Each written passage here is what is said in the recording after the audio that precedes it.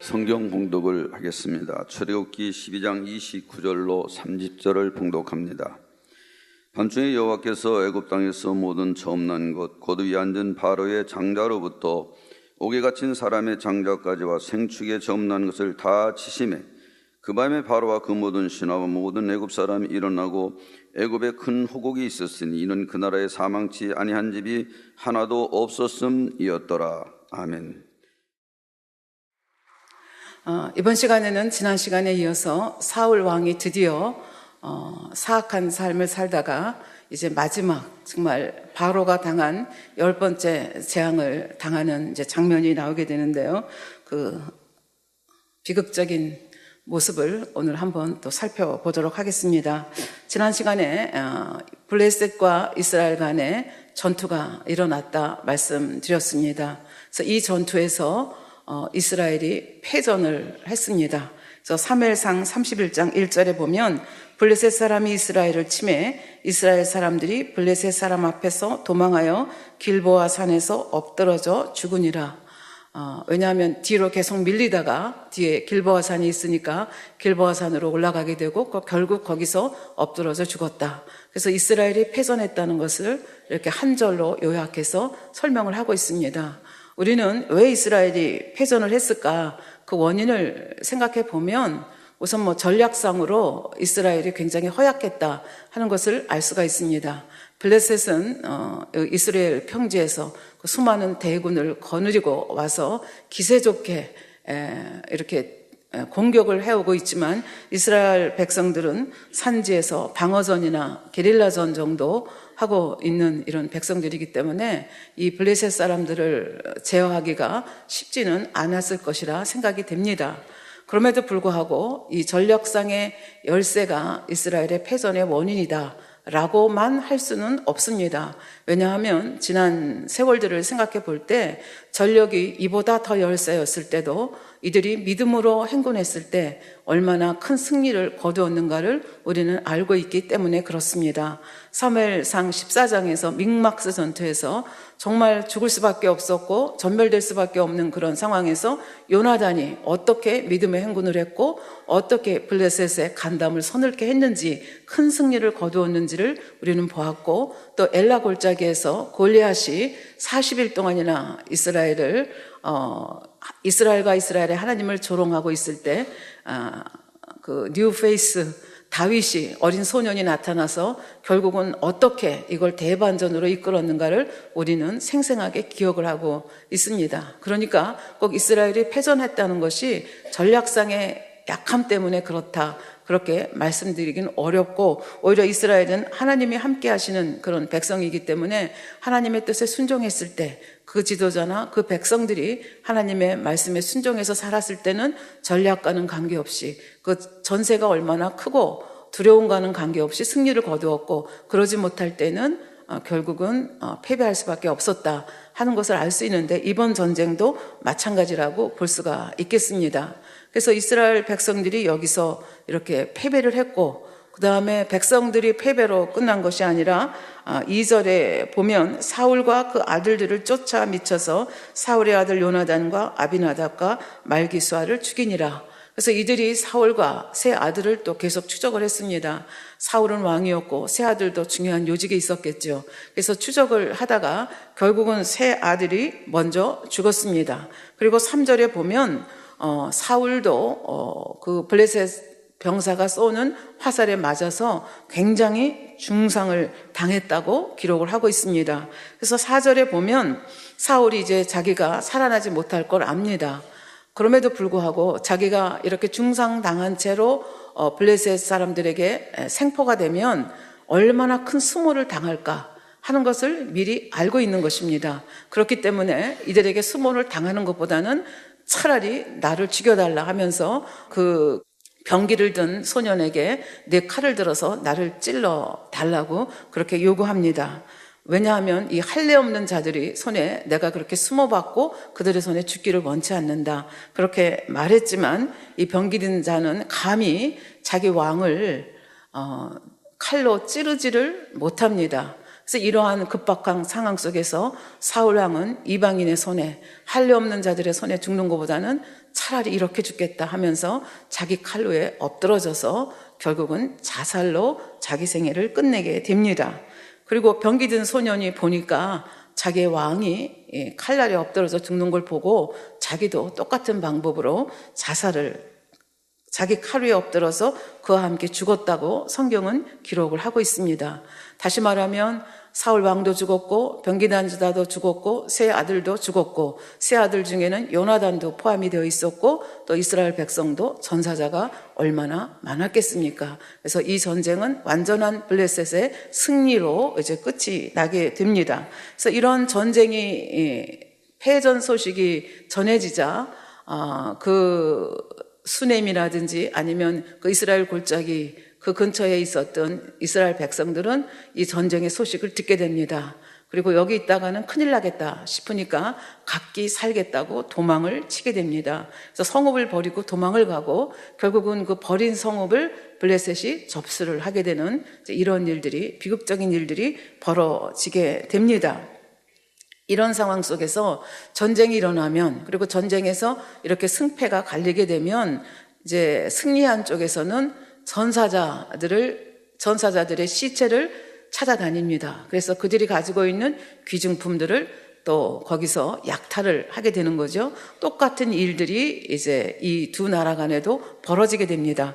그래서 사무엘상 31장 8절에 보면 그 이튿날 블레셋 사람들이 죽은 자를 벗기러 왔다가 약탈하러 온 거죠.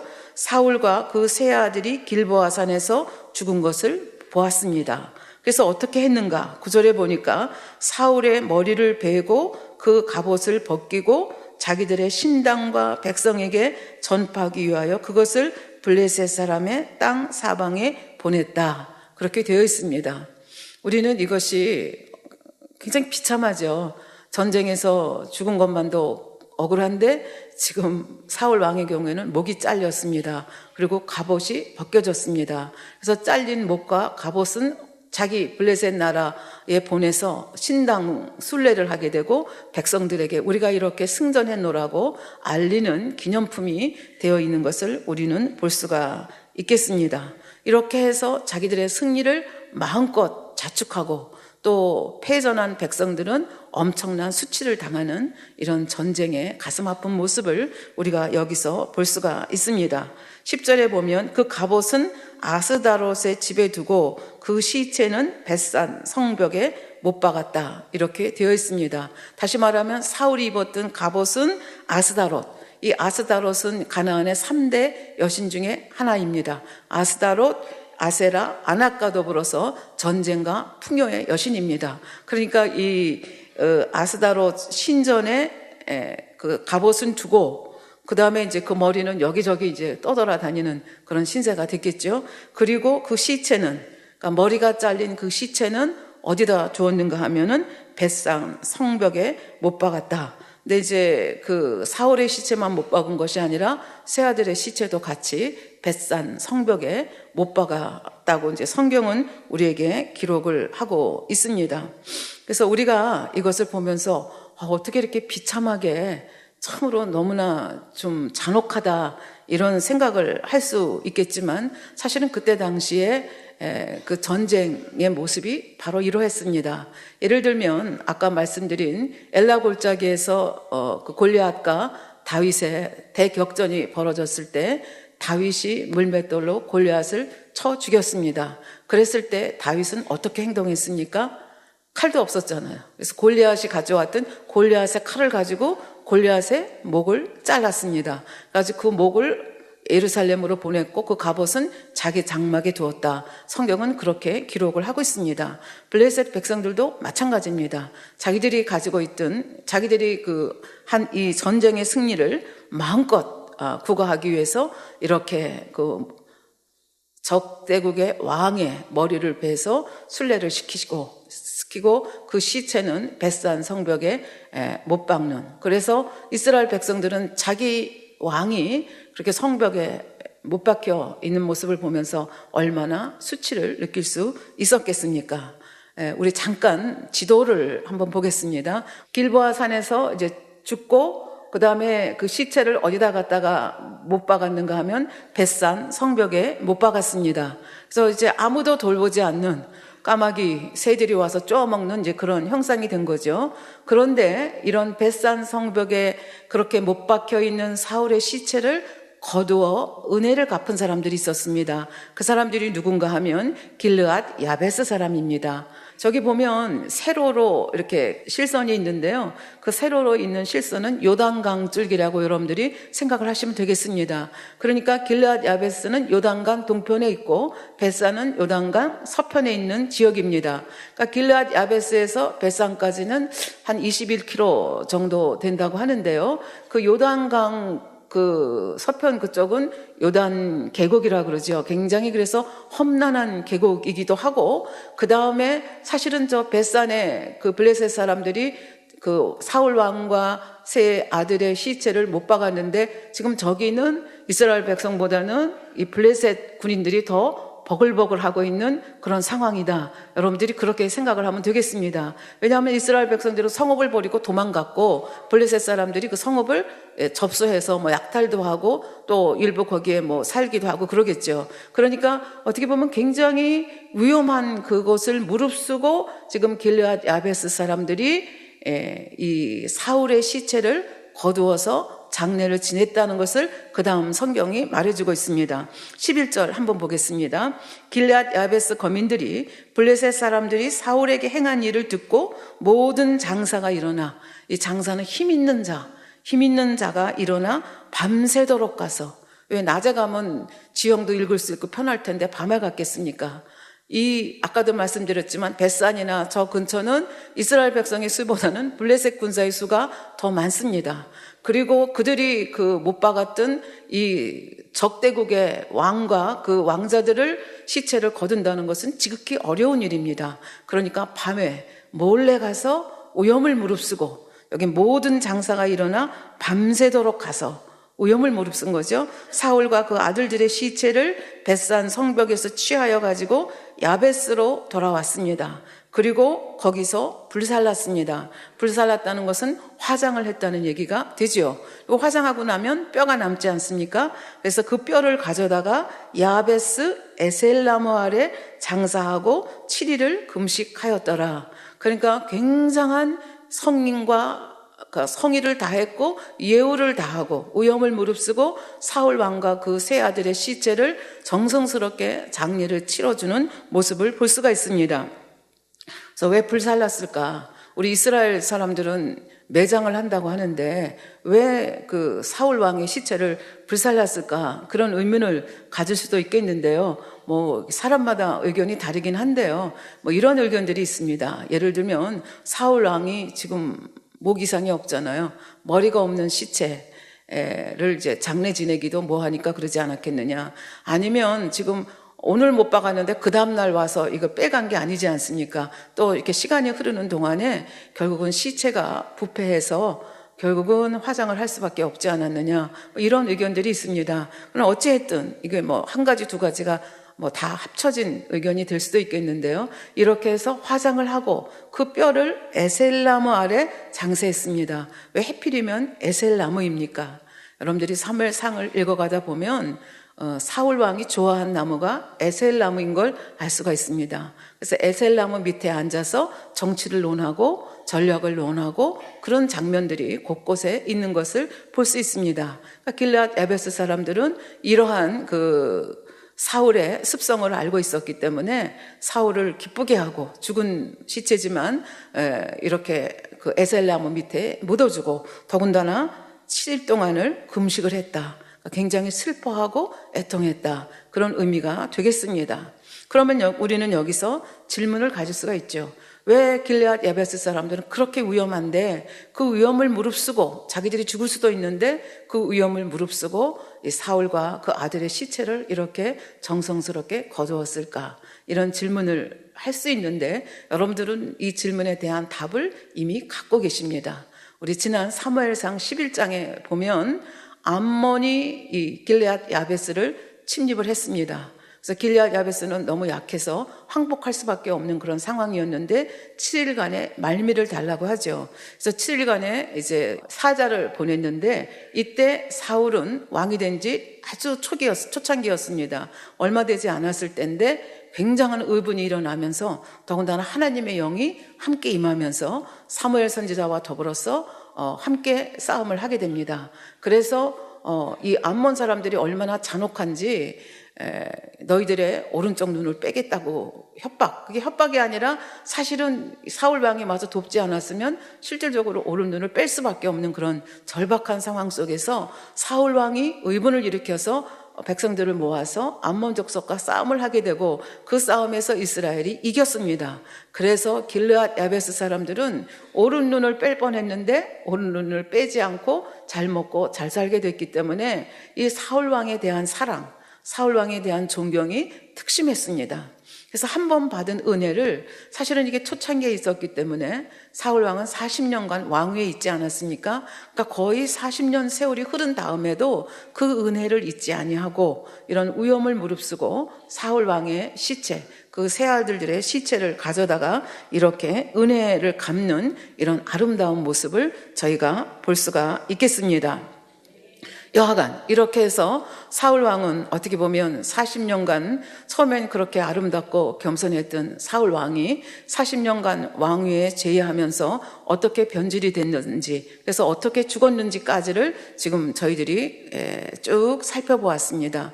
그렇게 겸손하고 인격적으로도 괜찮았고 또 외모도 아주 특출난 그런 사울 왕, 그래서 백성들의 사랑을 받았던 왕입니다. 그런데 문제는 왕위에 오르고 명예를 맛보고 권력의 맛을 보면서 점차적으로 하나님의 음성에 귀를 기울이는 것이 아니라 백성들의 음성에 귀를 기울이면서 결국 그러니까 사실 하나님의 그 음성에 귀를 기울이는 삶을 살아야 하는 것이 이스라엘 왕, 신정국가의 그 도리라고 보는데 결국 그것을 못했기 때문에 결국은 하나님으로부터 멀어지게 되고 또 사무엘 선지자는 이거를 굉장히 가슴 아프게 여겨서 때로는 책망하면서 때로는 지적하면서 이 사울 왕이 제자리에 돌아오도록 애쓰지만 날이 가면 갈수록 하나님을 더 멀리하고 책망을 받으면 돌이키는 게 아니라 오히려 변명하고 또 이렇게 하면서 불순종의 길을 가게 됩니다. 그래서 하나님도 결국은 이 사울을 버릴 수밖에 없게 되고 다윗을 다음 대표 주자로 세우게 되죠. 그런데 어느 날 이 다윗이 자기를 대신해서 세운 왕이라는 것을 깨닫는 순간 이 사울 왕은 시기 질투로 불타게 됩니다. 그래서 이 다윗을 평생 대적으로 여기면서 어찌하면 이 다윗을 죽일까를 생각하며 끝까지 평생을 그렇게 살게 됩니다. 심지어는 다윗에게 도움을 주었다는 이유로 성읍에 있는 모든 제사장들 85인을 다 쳐서 죽이고 제사장들만 죽이는 게 아니라 그 성읍에 있는 모든 아이들, 여자들, 짐승까지도 전멸을 시키는 그런 모습을 볼 수 있습니다. 하나님의 제사장을 그렇게 다 싹쓸이 한다는 것은 하나님을 대적한다는 의미가 되고 또 하나님이 세운 다음 타자 다윗을 그렇게 대적한다는 것은 결국 하나님을 대적하는 것이 됩니다. 그럼에도 불구하고 그 명예와 권력에 대한 집착, 시기 질투로 인해서 일어나는 그 마음을 어떻게 제어하지 못하기 때문에 점점 사악해지고 결국은 이렇게 전쟁에 패망해서 화살을 맞아서 중상을 입고 어찌할 수 없는 상황 속에서 자살하는 것으로 그의 삶이 끝나는 것을 볼 수 있습니다. 그가 이 땅에 살았던 삶의 모습입니다. 그러면 그가 이 세상을 떠난 다음에는 그러면 평안한 삶을 누렸을까? 우리가 이 세상에 살다가 죽으면 그것으로 인생이 끝나는 것이 아니고 그 다음에 생이 영원한 삶이 또 우리에게 주어지게 됩니다. 그러면 사울에게는 어떠한 삶이 주어지고 있는가? 우리는 지옥 설교를 통해서 당회장님께서 지옥 설교를 통해서 이 사울 왕의 사후의 삶의 모습을 우리에게 전해주셨습니다. 그리고 지옥 책자에도 이 사울에 대한 이야기가 나와 있는데요. 그러면 이렇게 죽은 다음에 이제 사울은 어떻게 지금 살고 있는가? 그 다음의 삶을 어떻게 살고 있는가 하는 것인데 우리는 말씀을 통해서 자살한 사람은 대부분의 경우 100%라고 할 수는 없지만 특별한 경우를 제외하고 대부분의 경우는 귀신이 돼서 떠돈다 이런 말씀을 들었습니다.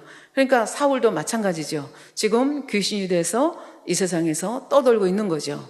그러다가 이제 7년 환란이 끝나고 그 다음에 이제 천년 왕국이 이루어지게 되면 천년 왕국 때는 이렇게 원수마귀 사단과 악한 영들이 다 묶임을 당해서 이제 던져지게 되는 거죠. 그래서 결과적으로 귀신으로 이 땅을 떠돌던 사울 왕도 천년 왕국의 시대에는 아렛 음부에 던져지게 되죠. 그래서 아렛 음부에도 1, 2, 3, 4가 있다고 말씀해 주셨습니다. 그래서 이제 번호가 그러니까 그 작은 번호에서 큰 번호로 갈수록 점점 더 사악한 죄인들이 가는 곳인데 결국 이 사울 왕의 경우는 음부, 세 번째 음부에 있다고 말씀해 주셨습니다. 그래서 세 번째 음부에서 천년 왕국 동안 거기서 고통을 받게 되는 거죠.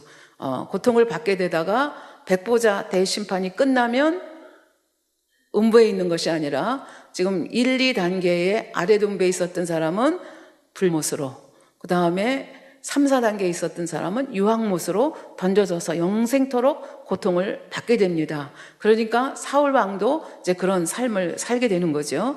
그러면 지금은 이제 귀신으로 떠돌고 있지만 천년 왕국 시대에 3단계 아래 음부에서 고통을 받는데 어떤 모습으로 고통을 받는가에 대해서 설명을 해 주셨습니다.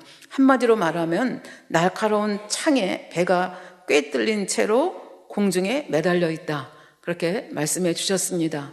왜 하필이면 창에 배를 꿰어서 공중에 매달려 있는가? 우리는 이 땅에서 우리가 행한 대로 심은 대로 다음 생에서 받는다 말씀해 주셨습니다. 선한 일을 한 사람들은 상급으로 천국에서 좋은 상급으로 받게 되는 것이고 악한 일을 향해서 결국 구원받지 못한 사람들은 이렇게 아래 음부에서 고생하다가 결국은 지옥불, 그러니까 불못이나 유황못으로 떨어지게 된다는 얘기입니다. 근데 사울 왕은 항상 창을 갖고 다녔습니다. 창을 가지고 다니고 사울 왕의 트레이드 마크라고 볼 수가 있죠. 그리고 그 창으로 누구를 죽이려고 몇 번이나 시도했습니까? 다윗을 죽이려고 여러 번 시도했던 것을 볼 수가 있습니다. 그러니까 하나님께서는 행한 대로 갚아주시는 그 모습을 아랫음부에서 고통받는 사울의 모습을 통해서도 우리가 볼 수가 있습니다. 그러니까 공중에 매달려 있다는 것 자체가 고통입니다. 근데 거기에 창으로 배를 뚫려서 매달려져 있다고 하는 것은 이게 체중하고 여러분들이 한번 상상을 해보시면 이 창날을 생각하시고 그럼 얼마나 고통스럽겠는가 하는 것을 아실 수가 있죠. 근데 이제 설명해 주신 설명에 의하면 창날이 그냥 창날이 아니라 그 창날에 아주 예민한 그 칼날이 촘촘히 박혀 있고 송곳이 또 촘촘히 박혀 있다는 것입니다. 그러니까 그냥 칼날도 고통스러운데 그 칼날에 또 예리한 칼날이 붙어 있고 그 송곳 같은 그 것들이 이렇게 촘촘히 있다는 것은 그가 괴로워서 조금 움직일 때마다 그게 또 내장을 꿰뚫고 하면서 얼마나 고통스럽겠습니까? 그래서 그렇게 매달려 있는 것 자체가 너무나 고통스러워서 신음소리를 낼 수밖에 없는데 이때 누가 다가오는가 하면 지옥사자, 사악한 지옥사자가 아주 흉측한 웃음을 띠면서 다가옵니다. 그리고 고통스러워하는 사울의 배를 꿰뚫고 있는 그 창을 돌립니다. 돌리면 무슨 일이 벌어지겠습니까? 그 창날에 붙어 있는 예리한 칼, 송곳 같은 것이 또 그 내장, 이 기관들을 너덜너덜하게 다 찢을 수밖에 없는 그런 상황이 되는 거죠. 그러면 그 고통 속에 더 심한 고통 속에 정말 소리를 지를 수밖에 없는 이제 그런 상황이 되고 그 소리를 지르면 지옥사자는 더 행복해서 지옥사자의 입장에서는 더 행복해서 웃는다. 그렇게 말씀하셨습니다. 그리고 이 지옥의 세계는 이 음부의 세계는 이걸로 끝나는 것이 아니고 그렇게 너덜너덜해진 내장이 시간이 되면 또 회복이 됩니다. 회복이 되면 또 공중에 매달려 있다가 조금 있으면 또 지옥사자가 다가와서 또 반복을 하는 거죠. 그러면 이제 이 사울 왕은 압니다. 자기가 이제 내장이 다 회복이 돼서 그래도 고통 중에 그래도 살만하다 싶으면 지옥사자가 올 것을 예견을 합니다. 그리고 지옥사자가 와서 이 창틀을 돌리면 때가 얼마나 또 고통스러운가를 이미 경험을 했기 때문에 알죠. 그래서 이미 지옥사자 발자국 소리만 들어도 기절할 만큼 그렇게 고통을 느끼면서 아랫음부에서 1000년을 살 수밖에 없는 그리고 그것으로 끝이 나는 것이 아니라 백보자 심판이 끝나면 결국은 유황불로 떨어질 수밖에 없는 그런 운명을 누가 만들었습니까? 사울 왕 자신이 만들었다 하는 것을 우리가 볼 수가 있겠습니다. 우리는 이 사울 왕의 이야기를 그저 몇천 년 전에 있었던 남의 이야기로 그렇게 들어서는 안 되겠습니다. 오늘날도 이런 사울 왕과 같은 그런 사람이 있을 수 있다는 얘기죠. 그래서 오늘날로 바꿔서 해석을 한다면 성령 받고 충만하게 하나님의 일을 하고 겸손해서 교회에서 시키는 일이라면 기쁨으로 생각하고 다 하고 또 교회의 그 일꾼들 섬기는 주의종들을 충심으로 섬기고 이렇게 하다가 이제 시간이 지나면서 말씀이 이제 내 것이 되고 많은 것을 배우게 되면서 교만이 틈타게 되는 거죠. 그러면서 그렇게 정성스럽게 섬겼던 자들을 조금씩 비판하기 시작합니다. 그러면서 첫사랑이 식어지면 세상에 들어오게 되고 세상에 들어오게 되면 교회에 발걸음을 한다 하면서도 욕심이 틈타게 됩니다. 섬기는 자가 아니라 섬김 받기를 원하고 악한 이제 행동들을 하게 교만함에서 나오는 여러 가지 악한 행동들이 나오고 거기다가 이제 간이 밖으로 나오게 되면 이 하나님의 사랑받는 자들, 하나님의 일꾼들을 해방하기도 하고 심한 경우 교회를 회파하는 경우까지도 생길 수 있다는 것입니다. 그래서 이렇게 하는 동안 뭐 징계를 받아가지만 징계를 받는 것도 이제 어느 정도 익숙해지면 나중에는 처음에 징계를 받았을 때는 내가 잘못했다, 돌이켜야 되겠다 하지만 사울처럼 자꾸 변명하고 돌이키지 않으면 결과적으로 양심의 화인을 받게 되는 거죠. 그래서 양심의 과책을 느끼지 않고 악을 행하다가 결국은 사울과 같은 이 땅에서도 비참한 삶, 또 죽은 후에도 이런 비참한 삶을 누릴 수밖에 없다는 것입니다. 그래서 성경에서는 우리들에게 항상 하나님이 교만한 자를 대적하신다. 그리고 겸손한 자들에게는 은혜를 주신다 하시면서 이 교만을 굉장히 우리에게 경계하는 그런 모습을 볼 수가 있습니다. 그래서 사울의 이야기가 바로 누구의 얘기가 아니라 나의 얘기가 아닌가 늘 경계하는 우리들의 모습이 되기를 바랍니다. 선줄로 생각하는 자는 넘어질까 조심하라 말씀하셨습니다. 주님이 다시 오실 그날까지 우리는 경계심을 늦추지 아니하고 끝까지 악을 선으로 이기기 위해서 애쓰고 힘쓰는 저희들이 되었으면 좋겠습니다. 이렇게 사울은 비참한 이 땅에서의 삶을 끝마쳤습니다. 그런데 다윗은 지난번에 말씀드린 대로 이게 잘못하면 자기 백성을 위해서 칼날을 겨눌 수밖에 없는 그런 상황 속에서 하나님께서 은혜를 베푸셨죠. 블레셋의 다른 방백들이 반대를 해서 결국은 이 전투에 참여를 하지 못하고 시글락으로 돌아오게 되고 시글락이 초토화된 것을 보고 이제 백성들이 다윗을 죽이려고 하고 돌로 쳐 죽이려고 했지만 다시 하나님 앞에 순복해서 하나님의 뜻을 다시 받습니다. 그리고 백성들을 다시 설득해서 아말렉 전투에서 대승리를 거두고 식구들을 하나도 잃지 않고 다 데리고 돌아오고 많은 전리품을 가지고 돌아옵니다. 그리고 다 나눠주고 너무 많아서 유다지파 장로들에게도 나눠주었다고 성경은 기록을 하고 있습니다. 이렇게 이제 31장이 끝나고 사무엘하 1장에 들어오면 다윗은 사울이 죽은지를 알지 못합니다. 그러면서도 지금 블레셋과 이스라엘이 전쟁 중에 있다는 것을 알기 때문에 이 전쟁 소식에 대해서 그 결과에 대해서 길을 나발통처럼 열어놓고 지금 소식을 기대하고 있습니다. 다윗이 있는 시글락은 그 전쟁이 벌어지고 있는 저쪽 스넴이나 길보아산하고는 엄청난 거리가 떨어져 있습니다. 그렇기 때문에 이 소식을 쉽게 오늘날처럼 무슨 인터넷을 통해서 나오는 것이 아니기 때문에 고대하고 있을 수밖에 없는 그런 상황입니다. 어떻게 보면 전쟁터하고 이렇게 멀리 다윗이 떨어져 있다고 하는 것은 하나님의 특심하신 배려다, 이렇게 볼 수가 있겠습니다. 그러니까 하나님께서 주시고자 하면 내가 빼앗고자 해서 얻는 것이 아니라 하나님께서 주시기로 작정하면 하나님의 선한 방법으로 얼마든지 일을 이룰 수 있다는 것을 이 다윗의 삶을 통해서, 그리고 아무리 내가 갖고자 해도 악한 방법으로 하면 하나님이 함께 하시지 않는다는 것을 사울의 삶을 통해서 우리는 정말 매번 가슴 서리도록 경험을 하고 있습니다. 이런 다윗에게 어느 날 이제 어느 날이라고 하는 것이 시글락에 돌아온 지 3일째 되는 날입니다. 2절에 보면 제3일에 한 사람이 사울의 진에서 나왔는데 그 옷은 찢어지고 머리에는 흙이 있더라. 저가 다윗에게 나와 땅에 엎드려 절하매 다윗이 저에게 묻되 너는 어디서 왔느냐? 대답하되 이스라엘 진에서 도망하여 왔나이다. 그러니까 그렇게 고대하던 소식을 가지고 한 소년이 옵니다. 근데 그 소년의 행색을 보니까 옷은 찢어졌습니다. 옷이 찢어졌다고 하는 것은 슬픔의 표시입니다. 머리에는 흙이 있었습니다. 슬픔의 표시죠. 저가 다윗에게 나와 땅하게 엎드리고 어디서 왔냐 그랬더니 이스라엘 진에서 왔다 대답을 하고 4절에 일이 어떻게 되었느냐 하고 물었더니 이렇게 대답을 합니다. 군사가 전쟁 중에서 도망하기도 하였고 무리 중에 엎드러져 죽은 자도 많았고, 그러니까 이스라엘이 패망했다, 패전했다는 얘기를 하고 더불어 사울과 그 아들 요나단도 죽었나이다. 궁금하던 소식을 전해주었습니다. 그러니까 다윗이 가만히 이 소식을 듣다가 그 소년에게 다시 질문을 합니다. 사울과 요나단이 죽었다고 하는데 네가 어떻게 아느냐? 사울과 요나단이 죽었는지 어떻게 아느냐? 이런 질문을 했을 때 6절에 이렇게 대답을 합니다.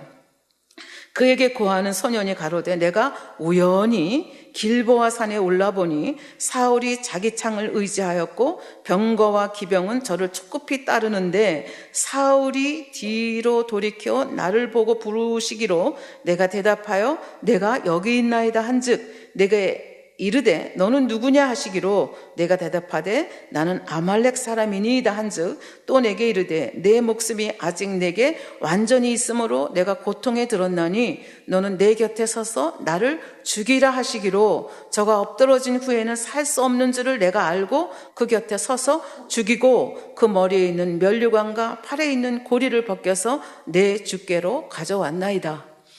사울왕이 죽은 증거로 지금 뭘 갖고 왔어요? 사울왕이 썼던 면류관과 팔에 있던 고리를 가지고 왔습니다. 그리고 그 죽음의 현장에 자기가 있었고 이 사울왕이 자기에게 부탁해서 자기를 죽여달라고 그렇게 했기 때문에 자기가 자기 칼로 사울왕을 죽였습니다. 그리고 그 증거로 이 면류관과 팔찌를 가지고 왔습니다. 이렇게 보고를 합니다.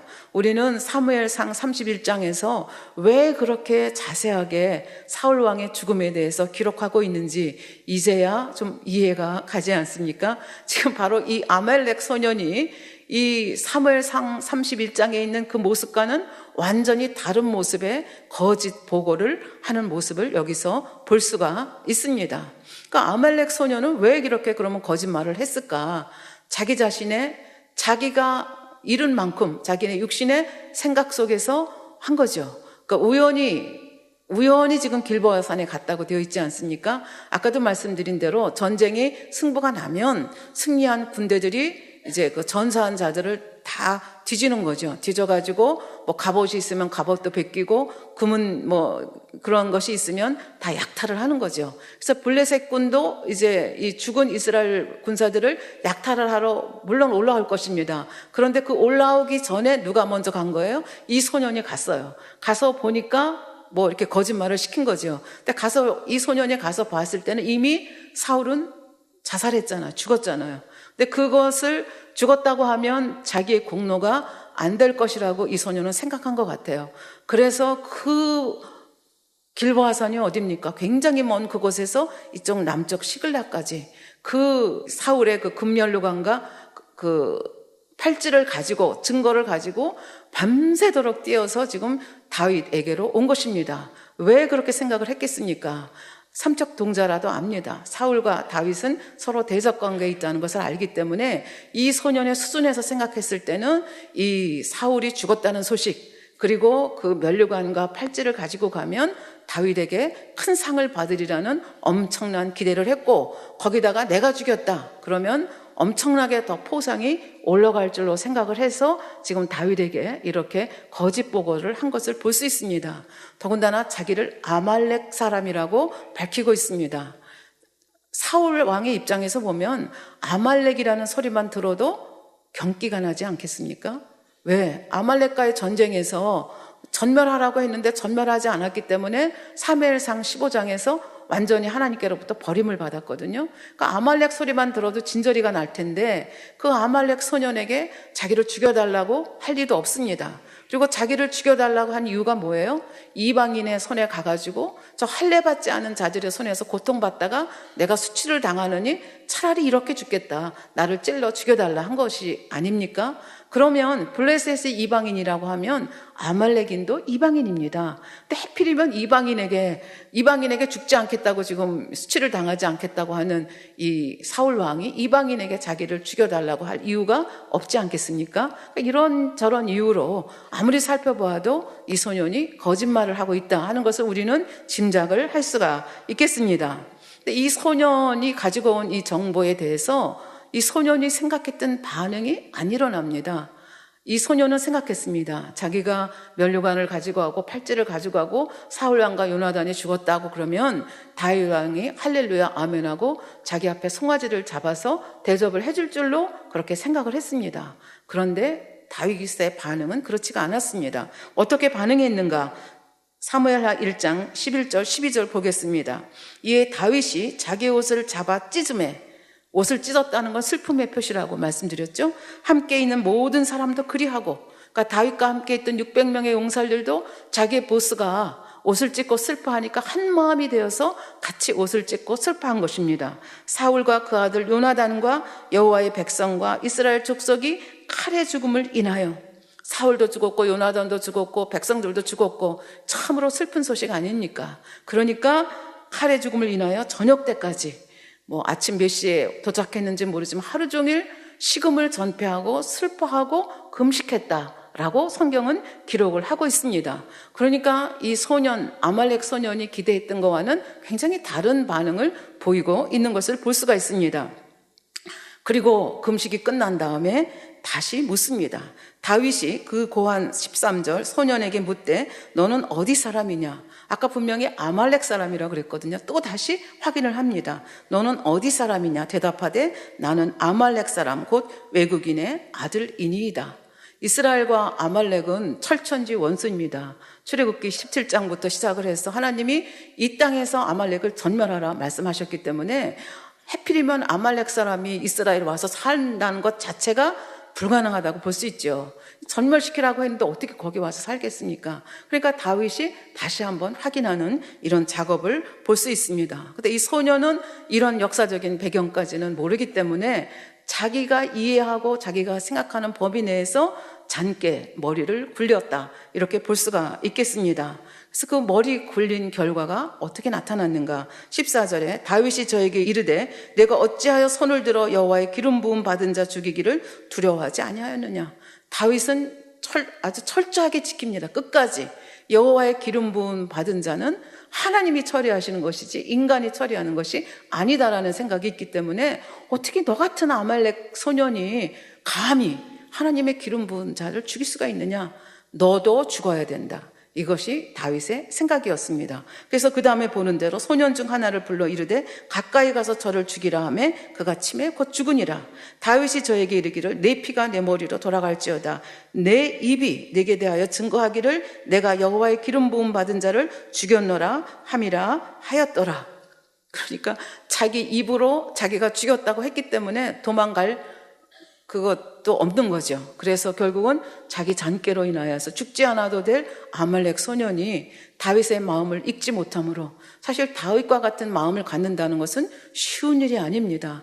이렇게 자기가 10여 년 동안 도망 다니던, 어떻게 보면 자기를 괴롭게 하던 자가 내 손으로 죽은 것도 아니고 전쟁에서 그렇게 비참하게 죽었으면 할렐루야 아멘하고 하나님이 나를 도우셨다, 이렇게 생각해야 하는 것이 당연한 보통 사람들의 반응인데 다윗은 그렇지가 않았다는 얘기죠.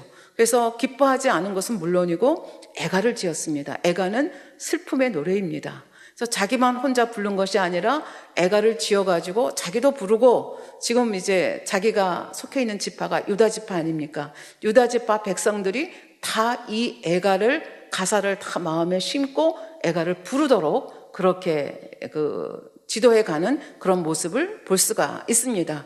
그러니까 겉으로만 사울과 요나단의 죽음을 슬퍼하는 척하는 것이 아니라 다윗은 굉장히 마음이 넓은 거죠. 그 모든 것, 그 뒤에 일어날 모든 일까지를 다 헤아리면서 지금 전체를 어울러가는 다윗의, 그러니까 보통 사람으로서는 정말 상상하기도 어려운 그런, 그러니까 10년간의 이 도망 생활을 통해서 넓어진 이 다윗의 마음을 우리가 여기서 읽을 수가 있겠습니다. 그래서 17절에 보면 다윗이 슬픈 노래로 사울과 그 아들 요나단을 조상하고 명하며 그것을 유다 족속에게 가르치라 하였으니 곧 활노래라. 왜 활노래냐? 여러 가지 의견들이 있습니다. 이 애가 속에 요나단의 활에 대한 얘기도 있고, 사울 왕이 또 활을 갖고 다녔고, 또 하나는 이 베냐민 지파들이 활에 굉장히 능숙한 자였다는 기록이 성경에 있습니다.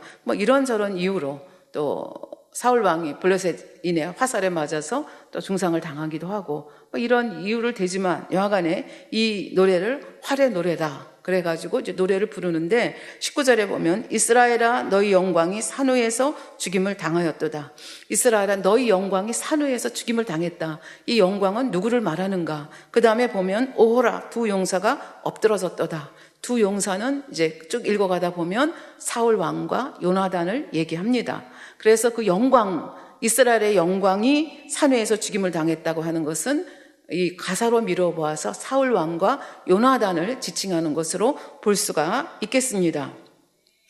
그러면서 이 일을 가드에도 고하지 말며 아스글론 거리에도 전파하지 말라. 가드와 아스글론은 블레셋의 도시입니다. 수도 5개의 도시라 그랬죠. 거기 전하지 말라는 거예요. 왜 전하지 말아야 되는가 하면 블레셋 사람의 딸들이 즐거워할까, 할례를 받지 못한 딸들이 계가를 부를까 염려하라. 사실 블레셋의 입장에서 보면 사울은 철천지 원수입니다. 물론 이제 거기에는 요나단의 그 전적이 있었고 다윗의 전적이 있었지만 크게 보면 사울 왕의 치하에서 일어난 일이 아닙니까? 그러니까 블레셋의 입장에서는 이 사울 왕을 죽였다고 하는 것, 사울 왕의 머리를 내가 소유했다는 것은 더 할 수 없는 즐거움입니다. 얼마나 즐거웠으면 사울의 머리를 베가지고 블레셋 산당 또 여러 백성들에게 관람을 시켰겠습니까? 그런데 그것을 모르는 지금 다윗은 어떻게 해요? 소리를 크게 내지 말라는 거예요. 소문 내지 말라는 거예요. 근데 지금 이런 노래를 지어 부르고 있는 다윗은 어디에 지금 있는가 하면 블레셋 진영에 있습니다. 블레셋이 아기스 왕이 하사한 시글락이라는 곳에 아직도 살고 있습니다. 거기 용병으로 살고 있으면서 지금 이제 처음으로 자기 마음을 표현하는 거죠. 그래서 거기 비록 살고 있지만 마음은 어디 있다는 거예요? 이스라엘에 있다는 거예요. 그러니까 블레셋에 할례받지 않은 블레셋의 딸들이 사울의 죽음을 기뻐하고 노래하는 거 참지 못하겠다는 거예요. 그러니까 큰 소리로 이야기하지 말라 이렇게 얘기하는 것을 볼 수가 있습니다. 그러면서 이제 그 애가를 계속해서 부르고 있는데요. 길보아 산들아 너희 위에 우로가 내리지 아니하며 재물 낼 밭도 없을지어다. 그러니까 우로가 내리지 않고 재물 낼 밭도 없다는 건 저주하는 거잖아요. 왜? 거기서 사울 왕과 요나단 두 용사가 죽었기 때문에 길보아산 너는 저주를 받아야 된다. 이제 그런 의미가 있겠습니다. 그리고 이 요나단과 사울 왕이 비겁하지 않게 끝까지 얼마나 잘 싸웠는가 하는 것을 22절에 보면 죽은 자의 피에서 용사의 기름에서 요나단의 활이 물러가지 아니하였으며 사울의 칼이 헛되이 돌아오지 아니하였다라고 해서 용감하게 끝까지 싸웠다는 것을 노래하고 있습니다. 그러면서 이 두 사람이 얼마나 괜찮은 사람이었는가. 오호라 두 용사가 죽었도다 이렇게 돼 있잖아요. 그러니까 사울 왕은 초창기에 아까 암몬과의 전쟁에서 아주 근사한 승리를 거두지 않습니까? 요나단도 믹막스 전투에서 거의 그 전멸돼 가던 자기 백성들을 블레셋의 손에서 구해낼 뿐만 아니라 크게 이기지 않습니까? 그러니까 이 두 사람의 그 모습을 두 용사라고 표현하면서 굉장히 존경하고 사랑스러운 모습으로 애가를 불러가는 모습을 볼 수 있습니다. 저희는 독수리보다 빠르고 사자보다 강했다. 그러니까 이 사울 왕과 요나단에 대해서 아주 칭찬을 하는 모습을 볼 수 있습니다. 그러면서 이스라엘 딸들에게 슬퍼 하라고 하면서 슬퍼하고 울라고 하면서 이렇게 얘기합니다. 저가 붉은 옷으로 너희에게 화려하게 입혔고 금놀이개를 너희 옷에 채웠도다. 너희가 오늘날 이같이 잘 먹고 잘 사는 것이 누구 덕이냐? 사울왕 덕이 아니냐? 그러므로 사울왕이 이렇게 비참하게 죽은 것에 대해서 슬퍼하고 울어라. 이렇게 권면하는 것을 볼 수가 있습니다. 25절에 보면 오호라 두 용사가 전쟁 중에 엎드러졌도다.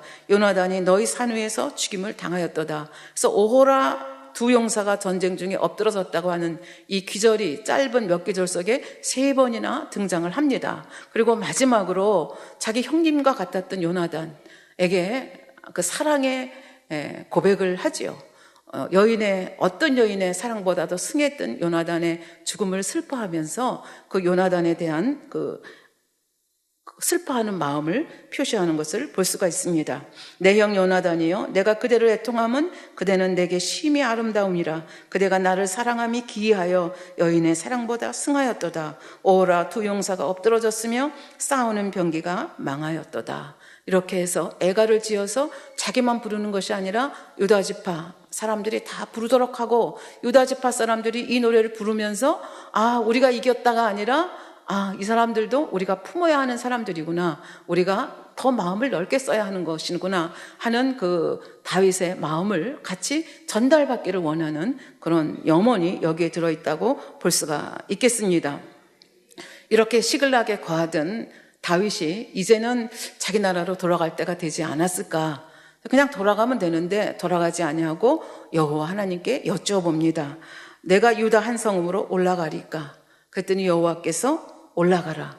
그러면 어느 성으로 갈까요? 그랬더니 헤브론으로 올라가라. 그렇게 얘기를 합니다. 그러니까 유다 성읍, 유다 지파가 머무르는 성읍으로 올라가라고 하시면서 그 중에서 헤브론으로 가라. 그렇게 얘기합니다. 그래서 왜 헤브론으로 가라고 했을까? 그건 헤브론이 차지하고 있는 여러 비중을 생각했을 때 이제 조금 있다가 보면 유다 지방으로 가게 되면 유다 지파의 사람들이 다윗에게 기름 부어서 다윗을 왕으로 세우거든요.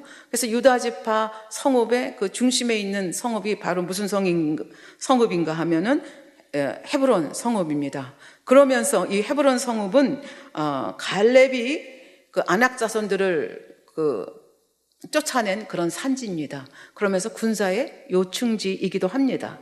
그리고 이 헤브론이라고 하는 지역은 블레셋이 살고 있는 이쪽 해안 쪽하고는 상당히 멀리 떨어져 있기 때문에 이제 앞으로 다윗이 어쩔 수 없는 상황 속에서 블레셋에 잠시 동안 몸을 의탁했지만 사실은 앞으로 이제 블레셋을 칠 것이거든요. 그러니까 힘을 비축해야 되는데 힘을 비축하기 위해서는 이 블레셋의 간섭을 받을 수 없는 멀리 떨어진 곳이 바로 어디냐 하면 헤브론이다. 이렇게 볼 수가 있는 거죠. 그래서 하나님께서는 모든 것을 아시기 때문에 결국은 헤브론으로 인도를 합니다. 그래서 하나님의 그 선하신 뜻을 따라서 두 부인을 데리고 600명의 용사들과 600명의 용사들에게 딸린 식구들을 다 데리고 어디로 갑니까? 헤브론 성읍으로 가게 되고, 유다 지파들은 이제 비로소 이 다윗을 왕으로 세워야 되지 않겠느냐. 그래서 성대하게 기름 부어서 왕으로, 그러나 한 지파의 왕입니다. 유다 지파의 왕으로 세우는 것을 볼 수가 있겠습니다. 처음에 기름 부음 받을 때는 사무엘 선지자가 정말 두려움에 떨면서 와가지고 기름 붓고는 그냥 달려나갔거든요. 그래서 그때는 정말 비밀리에 했는데 이제는 유다 지파가 성대하게 기름을 부어서 왕으로 세우는 이 장면이 여기에 나오는 것을 볼 수가 있습니다. 그러면 우리는 얼른 생각하기에 그러면 다윗이 왜 유다 지파의 왕으로만 섰을까? 사울 왕은 죽었는데 그럼 12지파가 다 같이 왕으로 세워야 되는 거 아닌가? 다 알고 있는데, 차기 왕이 다윗이 될 거라는 거 다 알고 있는데 왜 그렇게 하지 않았을까? 이런 질문을 하게 됩니다. 사실 사울 왕은 40년을 다스렸습니다. 40년을 다스렸는데 왕이 죽었다고 해서 그와 함께 했던 세력이 다 같이 게임 끝 하고 다 같이 무릎을 꿇는 것은 아닙니다. 그러니까 사울 왕의 잔재가 여기저기 남아 있다고 하는 것을 이 유다 지파의 왕으로만 옹립되었다는 사실을 통해서 우리는 알 수가 있겠습니다. 그런데 이렇게 유다 지파의 왕으로 되어 있을 때 길르앗 야베스의 사람들이 아까 말씀드렸죠. 어떻게 사울 왕의 시체, 그 아들 세 아들의 시체를 거두어다가 정성스럽게 장사를 지냈는지 하는 소식이 다윗 왕에게까지 전달이 됐습니다. 이 소식을 들은 다윗 왕은 오히려 이 길르앗 야베스 사람들을 사자를 보내서 칭찬을 했습니다. 너희가 은혜를 잊지 않고 이렇게 사울 왕과 그 세 아들에게 한 것에 대해서 치하를 하면서 하나님의 축복을 빌어줍니다. 그러면서 이 길르앗 야베스 사람들에게 얘기합니다. 너희들이 그렇게 사랑하고 너희들이 존경하던 사울 왕은 이제 죽었습니다. 그리고 이제 유다 지파의 왕으로는 제가 섰습니다. 그러니까 여러분들이 제 편이 되어주셔서 같이 일했으면 좋겠습니다. 그러면 하나님의 축복이 여러분과 함께 할 것입니다. 이런 이제 메시지를 보내는 거죠.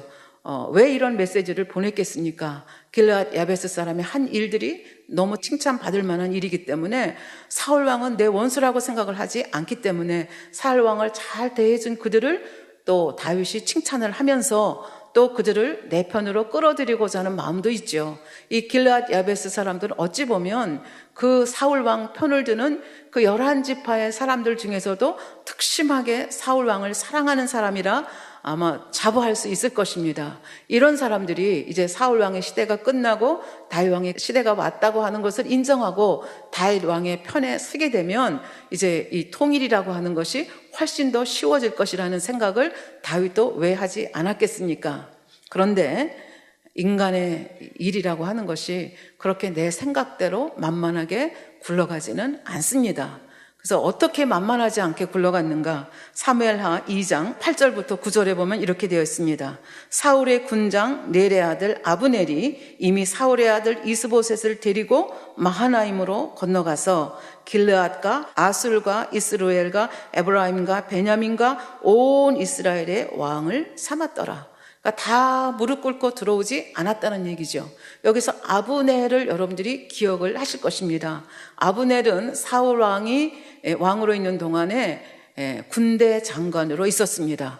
군대 장관으로 있었고 여러분들의 기억 속에 사무엘상 26장에서 이제 다윗을 잡으러 왔다가 다 잠드는 사건이 벌어지지 않았습니까? 그때 군대 장관이 아브넬이었거든요. 근데 아브넬도 깊은 잠이 들어있어서 물병하고 창을 가지고 다윗이 나온 걸 여러분들이 기억을 하실 것입니다. 그래서 다윗이 멀찍이 떨어져서 누구를 책망하는가 하면 이 아브넬을 책망하는 장면을 여러분들이 그 사무엘상 26장을 보면 다시 기억에 떠오를 것입니다. 그래서 이 아브넬은 사울의 아버지하고 형제 간의 넬의 아들입니다. 그러니까 이 사울 왕과 아브넬은 사촌간이라고 볼 수 있겠죠. 그래서 이런 인척 관계도 있으려니와 또 이렇게 평생 군대 장관을 했기 때문에 이 사울의 남은 잔재를 이끌고 어찌하든지 사울 왕국을 재현하기 위해서 애쓰는 것을 볼 수 있습니다. 사울 왕국을 재현한다는 것은 다윗의 입장에서 보면 반대편의 입장이다. 이렇게 볼 수가 있겠습니다. 그래서 여기 그 8절에 보면 아브넬이 이미 사울의 아들 이스보셋을 드리고, 그래서 이스보셋이라는 이름이 처음으로 등장을 합니다. 그래서 앞으로 이제 이스보셋이 등장을 할 텐데요. 이 사람은 굉장히 심약합니다. 그러니까 왕감이 안 되는 사람입니다. 그럼에도 불구하고 이 이스보셋을 잡고 마하나임으로 가서, 마하나임은 요단강을 건너서 동편에 있거든요. 굉장히 멀리까지 가서 그 이스보셋을 왕으로 옹립을 합니다. 아브넬이 그렇게 해서 이스보셋을 왕으로 옹립하고 그 왕위에 있은 지 2년이라고 얘기했고, 그 다음에 그 다윗이 헤브론에 있었던 세월이 2년 6개월이라고 얘기를 하거든요. 그러니까 한 5년 동안에는 이스보셋이 왕이 아니었어요. 그냥 아브넬이 군장 노릇하면서 여기저기 군거하면서 이스라엘 백성들을 규합을 하고 있었던 것 같아요. 그러나 그 왕의 피가 없지 않습니까? 그러니까 이게 뭐 게임이 안 된다 싶으니까 헛바지 같은 사람이지만 이스보셋을 왕으로 세워서 꼭두각시로 세우고 내가 그 뒤에서 좌지우지하겠다. 그런 사람이 바로 아브넬이라고 하는 사람입니다. 그래서 이 어떻게 보면 한 나라에 두 왕이 있는 거죠. 이스보셋이라고 하는 왕이 있고 유다 지파에 다윗 왕이 있습니다. 근데 이스보셋은 심약하고 다윗과는 게임이 안 되는 연약한 사람입니다. 그런데 이 이스보셋을 뒤에서 움직이고 있는 사람이 누군가 하면 아브넬이라고 하는 군대 장관이죠. 그래서 어떻게 보면 다윗과 이스보셋의 싸움이 아니라 다윗과 아브넬의 싸움이다, 이렇게 우리가 알 수가 있겠습니다. 그러면 이 싸움이 어떻게 진행이 되겠는지 하는 것은 이제 다음 시간에 계속해서 보도록 하고, 시간이 다 됐기 때문에 결론을 내리도록 하겠습니다. 오늘 두 가지 결론을 내릴 수가 있겠는데요. 우선 그 사울의 죽음을 대하는 이 다윗의 모습이 얼마나 멋지고 근사합니까? 겉으로만 근사한 게 아니라 아주 속까지 꽉 차 있는 이 다윗의 모습을 볼 수가 있습니다. 아말렉 소년이 경박하게 그 멸류관과 팔찌 가지고 왔다가 죽음당하지 않습니까? 그건 굉장히 경박한 생각이죠. 그런데 다윗은 자기를 평생 동안 괴롭혀왔던 사람이지만 여호와의 기름 부음 받은 자라는 개념이 확고하게 마음속에 있었습니다. 그렇기 때문에 여호와의 기름 부음 받은 자에 대한 예우를 끝까지 하는 것을 볼 수가 있습니다. 그리고 자기가 사실은 보통 사람이면 이 사울이 죽었다고 하면 만세 불러야 되지 않습니까? 우리나라에도 옛날에 김일성, 이북에 있는 김일성이 죽었다고 했을 때 많은 백성들이 만세 부르고 그랬던 기억이 나거든요. 왜냐하면 6.25 전쟁 괴로우니까 그렇겠죠. 근데 여기 다윗 왕의 모습을 보면 그런 모습이 전혀 없습니다. 나를 그렇게 집요하게 죽이려고 했던 그런 그 사울의 죽음의 소식에도 방심해서 기뻐하고 손뼉치는 모습이 아닌 것을 볼 수 있습니다. 아마 이런 모습이 하나님께서 보시기에 참으로 내 마음이 합한 자라, 이런 선한 모습 때문에 아버지 하나님께서 그런 말씀 하시지 않았을까, 그런 생각이 듭니다. 잠언 24장 17절에 보면 이런 말씀이 있습니다. 내 원수가 넘어질 때 즐거워하지 말며 그가 엎드러질 때 마음에 기뻐하지 말라. 잠언 17장 5절에 보면 사람의 재앙을 기뻐하는 자는 형벌을 면치 못할 것이라. 무슨 얘기입니까? 나를 이유 없이 애매하게 괴롭히던 사람, 그 사람이 잘못됐습니다. 하나님께로부터 재앙을 받았습니다. 그래서 어려움을 당합니다. 그 소식을 내가 들었습니다. 그때 그렇지, 그렇게 악하게 굴더니 결국은 하나님께 저런 재앙을 당하네, 고소하다, 박수치고 기뻐하고 입 벌리는 거 하나님이 기뻐하시지 않는다는 얘기입니다. 그것이 하나님의 뜻이 아니라는 얘기죠. 그래서 한 예를 들면 에돔이라는 나라 여러분들 아시잖아요. 에돔이 오바댜서에 보면, 오바댜서는 1장밖에 없는데요, 오바댜서에 보면 하나님이 에돔을 전멸하시겠다고 얘기하시거든요. 그러니까 전멸하는 이유가 뭐냐? 북이스라엘이 망할 때, 남유다가 망할 때 기뻐하고 손뼉치며 입을 크게 벌렸기 때문에 하나님이 너희를 가만두지 않겠다는 거예요. 말씀대로입니다. 진노하셨습니다. 그러면서 말을 합니다. 오바댜서 1장 12절에 보면 내가 형제의 날 곧 그 재앙의 날에 방관할 것이 아니며, 방관하지 않아야 되는데 너 방관하지 않았느냐?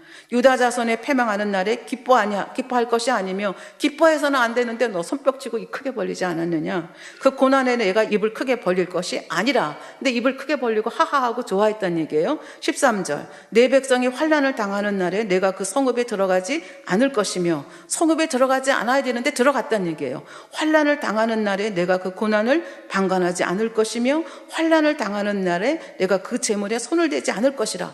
그 재물에 손을 대지 않아야 되는데 너는 오히려 그 성에 가가지고 네 형제들의 성에 들어가서 재물을 약탈했다는 거예요. 너무 괘씸하고 너무 악하다는 거예요. 그래서 내가 너를 전멸하겠다 말씀하시는 겁니다. 사거리에서 그 도망하는 자를 막지 않을 것이며, 그 전쟁에 져가지고 도망하는 자 거기서 막아서는 거예요. 막아서서 자기 손으로 죽이는 거예요.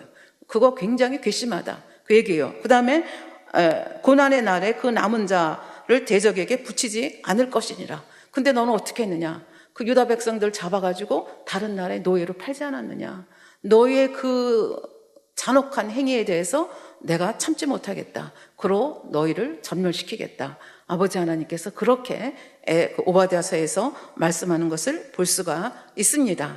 근데 다윗은 자기를 그렇게 10여 년 이상 괴롭게 했던 그 사울 왕에 대해서 어떻게 보면 정말 기뻐서 박수 쳐야 되는 그 상황 속에서 어떻게 처신했는지 하는 것을 우리가 좀 깊숙이 생각하면서 우리도 좀 더 깊은 사람, 폭이 넓은 사람이 되어야 되지 않을까 이런 생각을 해봅니다. 또 하나는 착각하지 말자입니다. 이게 육신의 생각이 많으면 자기의 생각 속에서 착각을 하게 되어 있습니다. 아멜렉 소년이 바로 그런 대표적인 예라고 볼 수가 있겠습니다. 하나님께서는 열심히 일하는 것 물론 좋아하시지만 열심히 일하는 것이 중요한 것이 아니라 하나님의 뜻에 맞게 하나님의 마음에 맞게 일하는가가 하나님께는 더 중요합니다. 이 아말렉 소년이 얼마나 열심히 했습니까? 그냥 밤새도록 쫓아와가지고 그 소식을 전했는데 결국은 그 열심의 결과가 자기 목숨을 잃는 것으로 끝났습니다. 왜? 그 마음이 악해서 하나님의 마음과 하나님의 뜻에 합하지 않았기 때문에 그렇습니다. 로마서 12장 2절 말씀에 이렇게 말합니다. 너희는 이 세대를 본받지 말고 오직 마음을 새롭게 함으로 변화를 받아 하나님의 선하시고 기뻐하시고 온전한 뜻이 무엇인지 분별하도록 하라. 당회장님께서 늘 말씀하시죠. 그냥 일시적으로 순간적으로 보면 악이 선을 이기는 것 같지만 결코 그렇지 않다. 조금만 시간이 지나고 보면 언제나 선이 승리하게 되어 있다. 그러므로 하나님의 선하시고 기뻐하시는 뜻이 무엇인지를 늘 기도하고 간구하면서 그대로 사는 삶이 결국 궁극적으로 누구도 빼앗아갈 수 없는 축복을 내가 누리는 그런 삶이다 하는 것을 이 사울과 다윗의 삶을 보면서 다시 한번 가슴에 새기시는 시간이 되시기를 바랍니다. 말씀 상고하시면서 기도하시겠습니다. 아버지 하나님 감사합니다. 사울 왕이 괜찮게 겸손하게 시작한 왕이었지만 하나님의 음성을 멀리하고 사람의 음성을 더욱 가까이 할 때 결국은 그의 인생이 어떻게 망가져서 그만 망하는 것이 아니라 자손들이 망하고 백성들이 괴로움을 당하는 것을 봅니다. 아버지 하나님, 우리가 어떻게 악을 선으로 대처해 가는지 또 다윗의 모습을 통해서 봅니다. 아버지, 성경 속에 나오는 인물들을 통해서 우리 자신을 조명하게 하시고 그들이 거울이 되어서 아버지의 선하시고 기뻐하신 뜻을 분별하며 그대로 순종하여 아버지께서 주시고자 하는 참된 축복을 누리는 저희들 되도록 도와주시옵소서. 감사드리며 우리 주 예수 그리스도의 이름으로 기도하옵나이다. 아멘.